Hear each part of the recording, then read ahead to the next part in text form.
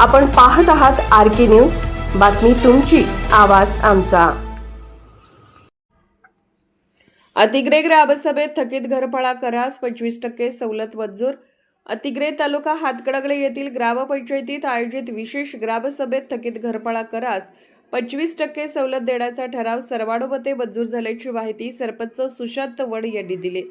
मुख्यमंत्री समृद्ध पंचायत राज अभियानाअंतर्गत घरफाळा व कर थकबाकी वसुली संदर्भातील शासन मार्गदर्शक सूचना मांडण्यासाठी 8 डिसेंबर 2025 रोजी ही सभा घेण्यात आली होती।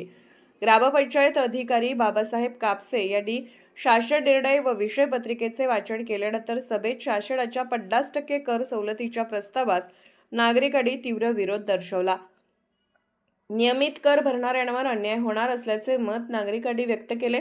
चर्चेनंतर थकीत घरफाळा करास 25% सवलत देण्याचाच निर्णय योग्य असल्याचे एकमताने ठरवण्यात आले। यावेळी सरपंच सुशांत वड, ग्रामपंचायत उपसरपंच व सर्व सदस्य, माजी सरपंच श्रीधर पाटील, जय जवान जय किसान आघाडीचे तानाजी पाटील, भाजप शाखा अध्यक्ष रामचंद्र पाटील, तंटामुक्त समिती अध्यक्ष दीपक पाटील तसेच Mohan Shirgave, Pandit Patil, Uttam Patil, Bharat Shinde, Prajyot Suryavanshi, Vijaykumar Godhali, Babasaheb Shinde, Sarang Patil, doctor SR Patil, VF Patil, Vijay Chougale यांच्यासह मोठ्या संख्येने ग्रामस्थ उपस्थित होते।